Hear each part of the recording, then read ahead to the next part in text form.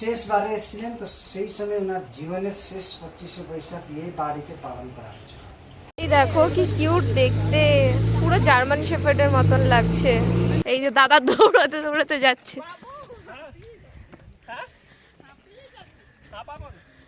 Slow but steady wins the race. আর finally ওখান থেকে আসতে পারবো কি পারবো না, এই রাস্তা ওই রাস্তা সেই রাস্তা করে করে আলটিমেটলি কিন্তু আমরা এসেছি। এটা কি ব্রিজ?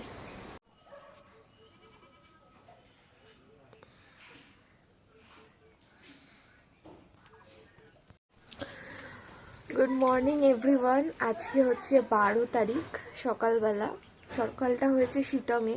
কালকে শিটংয়ে এসে এখানেই ছিলাম, হোমস্টে থেকে আর কোথাও বেরোইনি, কারণ বেরোবার সামনে কোনো জায়গা নেই, হয়তো একটু হেঁটে হেঁটে যাওয়া যেত আশেপাশে, সেরকম মানে কোনো জায়গা ছিল না, তাই জন্য আর বেরোইনি। আর ঠান্ডাও ছিল, ঠান্ডাটা তো আজকে বুঝতে পারছি, রাত্রিবেলা মারাত্মক ঠান্ডা ছিল, ঠিক আছে, মানে কম্বল চাপা দিয়ে রীতিমতো ঘুমিয়েছি, বেশ ঠান্ডা ছিল, ঘুমটা ভালো হয়েছে অনেক দিন পর।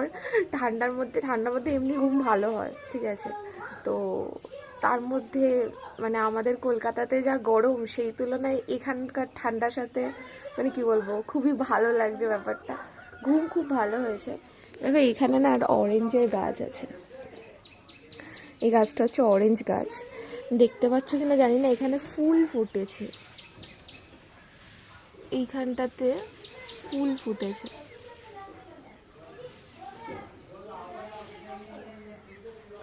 হয়তো মানে অরেঞ্জ হয় এমনি সময়ও, বা মানে অনেকগুলোই ছোট ছোট ফুল ফুটেছে এখানে, বা হয়তো হতে অনেক টাইম লাগে, আমার সেই সম্পর্কে কোনো আইডিয়া নেই, বাট খুবই ভালো লাগছে, চারিদিকে পাখির টাকির আওয়াজ, খুবই ভালো লাগছে। দেখো আমরা অহলডারা ভিউ পয়েন্টে এসেছিলাম, মেঘ আছে বলে কাঞ্চনজঙ্ঘা দেখতে পারিনি, এখান থেকে দেখা যায় কি অসাধারণ ভিউটা। যেহেতু কাঞ্চনজঙ্ঘা দেখতে পাইনি, তাই এখান থেকে বেরিয়ে যাচ্ছি, অন্য স্পটগুলোতে যাব। আর আমি কয়েকটা ছবি তুলে নিয়েছি নিজের, ভালো ভালো, সবাইকারই ভালো ভালো ছবি তোলা হয়ে গেছে। জায়গাটা ভীষণ সুন্দর, পিছনটা দেখো জাস্ট, ভীষণ অসাধারণ, কিছু বলার নেই, এত সুন্দর লাগছে জায়গাটা। সামথিং পোখরি বায়োডাইভার্সিটি হেরিটেজ সাইটে, তো দেখা যাক। এখানে জল থাকে এমনিতে, এখন নেই জল, এমনিতে জল থাকে না দাদা? হুম,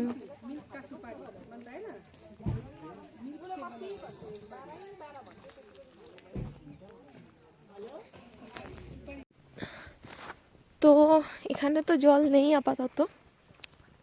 এই জায়গাটা দিয়ে আমরা হেঁটে হেঁটে যাচ্ছি, খুবই সুন্দর জায়গাটা, এখানে পুরো গাছ,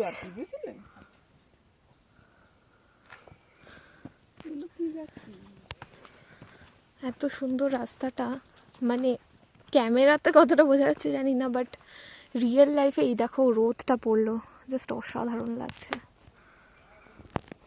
আমরা চলে এসেছি এখন লেপচা বুদ্ধিস্ট মনাস্ট্রিতে, এখানে একটা ফলসও আছে বললো, তো দেখা যাক, খুব সুন্দর, যাচ্ছি, সামনে মা দাদা যাচ্ছে।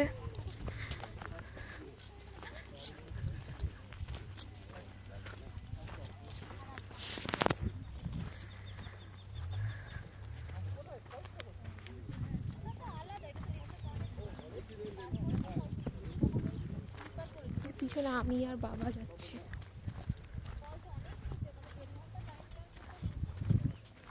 এই এতটা রাস্তায় আমাদের সাথে এলো, এখনো যাচ্ছে।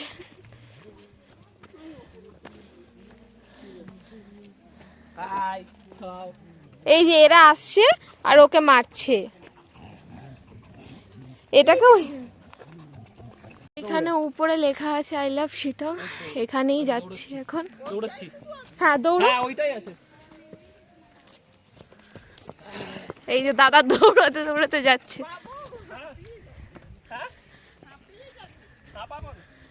Slow but steady wins the race.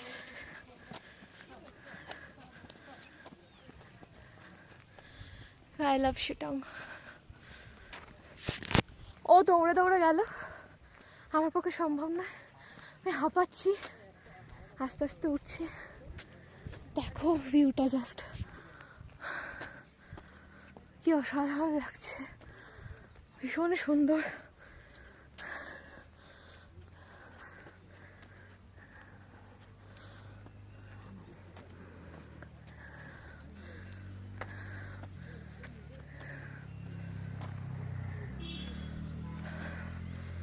এই দেখো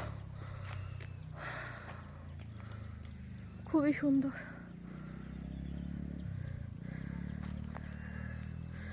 ওই যে দাদা ওখানে উপরে বসেও গেছে, আর আমি হাঁপাচ্ছি, আমি একটু পজ করছি।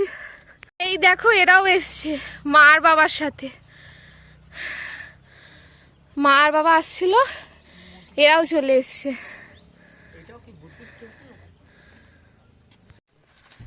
তো আমরা এখন যোগীঘাট যাচ্ছিলাম আর লেপচা ফলসের দিকে। তো এইদিকে রাস্তাটা বন্ধ আছে, এই দেখো রাস্তাটা ওইদিকে বন্ধ আছে। তো এখানে জিজ্ঞাসা করা হচ্ছে যে আমরা যেতে পারবো কি না, কারণ একটাই রাস্তা আছে, আমি জানি না ঠিক খুব একটা ভালো করে, কিন্তু মনে হয় একটাই রাস্তা আছে। তো ভাইয়ারা দেখছে যে কিভাবে যাওয়া যেতে পারে না পারে। তো দেখা যাক ফাইনালি আমরা ওখানে যেতে পারি কি না। ইচ্ছা ছিল যাওয়ার লেপচা ফলসে, আর যোগীঘাটটাও মানে শুনেছি খুব ভালো, তো দেখা যাক যাওয়া হয় কি না। তো চলে এসেছি যোগীঘাটে, দেখো যে পিছনে এই ব্রিজটা আছে, আর দেখো এখানে নদীটা যাচ্ছে পাথরের মধ্যে, কি দারুণ লাগছে, দারুণ। জাস্ট জলের আওয়াজটা শুনতে পাচ্ছ কিনা জানি না, অসাধারণ। আমি তো শু পরে এসেছি, না হলে আমার ইচ্ছা ছিল জলের মধ্যে পাটা ডোবানোর, তো সেটা পসিবল নয়। ইচ্ছা ছিল কিন্তু পসিবল নয়। আর ফাইনালি ওখান থেকে আসতে পারবো কি পারবো না, এই রাস্তা ওই রাস্তা সেই রাস্তা করে করে আলটিমেটলি কিন্তু আমরা এসেছি, তো সেটাই ভালো লাগছে, ভীষণ সুন্দর জায়গা।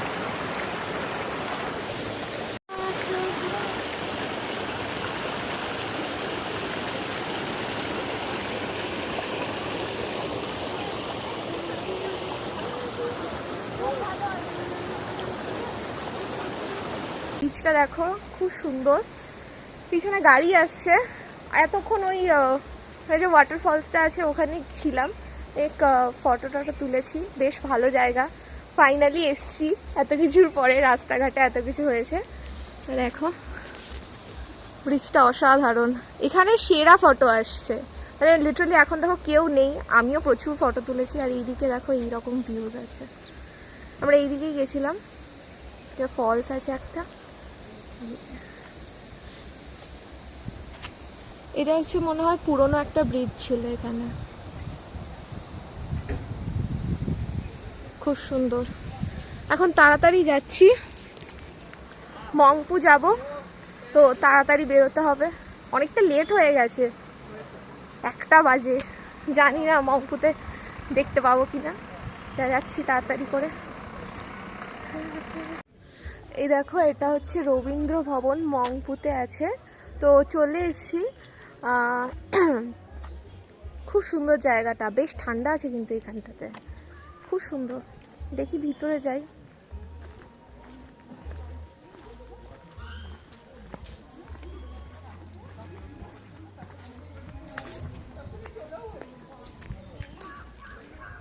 দেখো সামনে দাদা আর মা যাচ্ছে,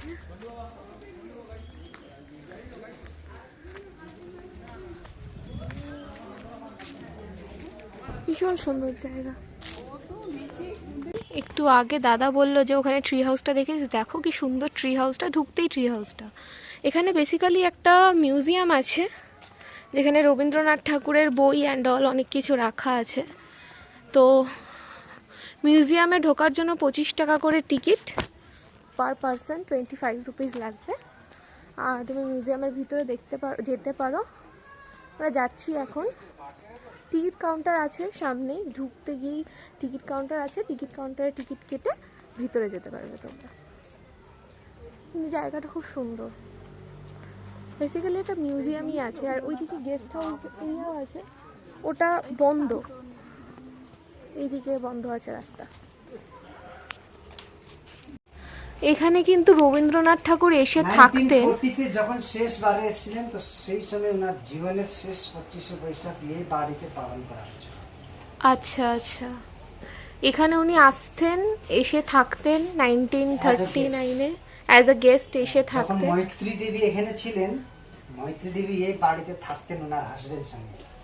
যখন মৈত্রী দেবী এখানে আচ্ছা, ছিলেন, আচ্ছা। মৈত্রী দেবীর বিশেষ আমন্ত্রণে গুরুদেব 4 বার এসেছিলেন। আচ্ছা আচ্ছা, তো এই বাড়িতেই থাকতেন, এই বাড়িটার মধ্যে না, এই বাড়িটার মধ্যেই থাকতেন। তো এইটাকেই এখন অ্যাজ আ মিউজিয়াম রাখা হয়েছে, তোমরা এসে এটা ভিজিট করতে পারো, দেখতে পারো, ভীষণ সুন্দর। এই যে এই জায়গাটা দেখতে পাচ্ছ, এই জায়গাটাতে অনেক বড় একটা চা বাগান আছে, আর এই চা বাগানটাই হচ্ছে তিস্তা ভ্যালি টি গার্ডেন, ঠিক আছে? তো এইখানটা মানে যেন শেষই হচ্ছিল না, আর সত্যি খুব ভালো লাগছিল। দেখো পাহাড়, একদিকে পাহাড় দেখা যাচ্ছে, আর একদিকে হচ্ছে চা বাগান, আর এই সরু সরু রাস্তা, এইখান দিয়ে যেতে কার না ভাল লাগে। আর জায়গাটা সিরিয়াসলি অনেক বড় ছিল, মানে অনেকটা বড় এই মানে টি গার্ডেনটা। তোমরা গিয়ে এখানে ছবিও তুলতে পারো। চলে এসছি, এটা হচ্ছে অর্কিড সেন্টার, তাকদাতে আছে। ভীষণই সুন্দর জায়গাটা, বেশ ঠান্ডা আছে, টি শার্ট পরে তো বেশ ঠান্ডাই লাগছে আমার। এখানে 20 রুপিস করে পার পারসন লাগবে এন্ট্রি ফিস, আমার কাটা হয়ে গেছে।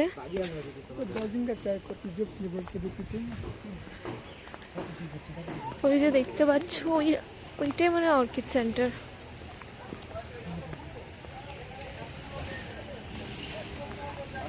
বেশ রোদটা পড়েছে, দারুণ লাগছে।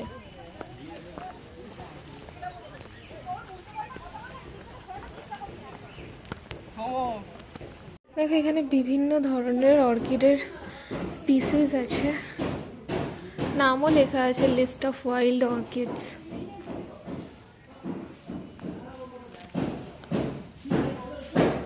সুন্দর দেখতে। ওই সাইডে একটা ছিল ছোট মতন, আর এখানে এটা অনেকটাই বড় আছে। হাইব্রিড অর্কিডস আছে।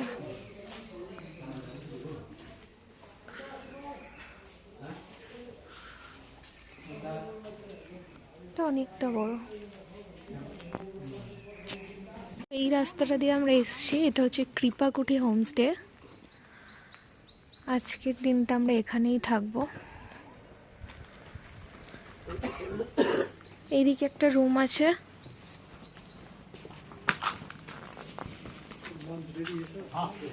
এদিকে একটা রুম আছে, এটা হচ্ছে রুম।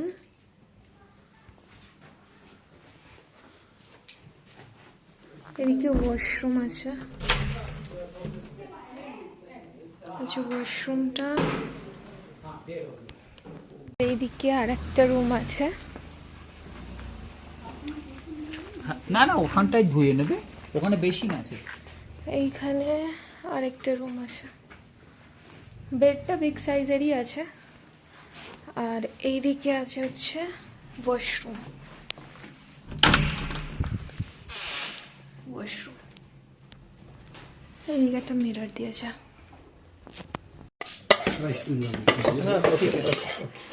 ভাত আছে, ডাল আছে, আলু ভাজা, এটা মানে এগ কারি, আর এটা হচ্ছে সবজি। আমাদের লাঞ্চ হয়ে গেছে, লাঞ্চে অনেক কিছুই ছিল, আর সব থেকে স্পেশাল যেটা ছিল সেটা হচ্ছে এখানকার লোকাল ঘি। ঘিটার যা গন্ধ, মানে খুবই ভালো হতেছিল ঘিটা। মানে আমি ন্যাচারালি ঘি খুব একটা খাই না গরম ভাত না হলে, এখানে গরম ভাতই ছিল, কিন্তু তাও অবেলা হয়ে গেছিলো। এখন বাজে হচ্ছে গিয়ে কি তোমার 4:30, এখন আমরা ভাত খেয়ে উঠলাম, তো 4টের সময় ভাত খেতে বসেছি। ঘি খাওয়ার খুব একটা ইচ্ছা ছিল না, কিন্তু এত ভালো ছিল ঘিটা কি বলবো। আর প্রত্যেকটা রান্নাই খুব ভালো হয়েছিল। আর দেখো এখানে একটা খুব সুন্দর একটা জায়গা আছে, সেটা হচ্ছে এই যে গাছের মধ্যে এরকম টেবিল আছে, দেন চেয়ার আছে, এটা খুব সুন্দর। তো সন্ধ্যেবেলা স্ন্যাক্সে আমাদের দিয়েছিল চিকেন মোমো, আর ট্রাস্ট মি এটা বেস্ট মোমো ছিল, ঠিক আছে। মানে আমি এত মোমো খেয়েছি, তার মধ্যে হ্যাঁ মানে কলকাতার মোমোর সাথে তো পাহাড়ি মোমোর কোনো তুলনাই হবে না। দেখো যে পাহাড়ের মোমোটা ভীষণই জুসি ছিল, হ্যাঁ চিকেনের পরিমাণটা একটু স্লাইটলি কম ছিল, বাট ট্রাস্ট মি ভীষণই জুসি ছিল, খেতে দারুণ লেগেছে। আজকে ডিনারে আছে চিকেন কষা, একটা ভেজ স্যালাড আর রুটি।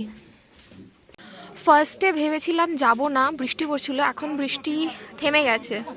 850 মিটার উপরে উঠেছি, আর কি বলবো মানে উঠতে গিয়ে যে কতবার হাঁপিয়েছি, কতবার বসেছি, মানে আমার থেকে আমার মা বেশি তাড়াতাড়ি মানে যাচ্ছিল আর কি, আমি যেতেই পারছিলাম না। খুব বড় ভুল হয়ে গেছে।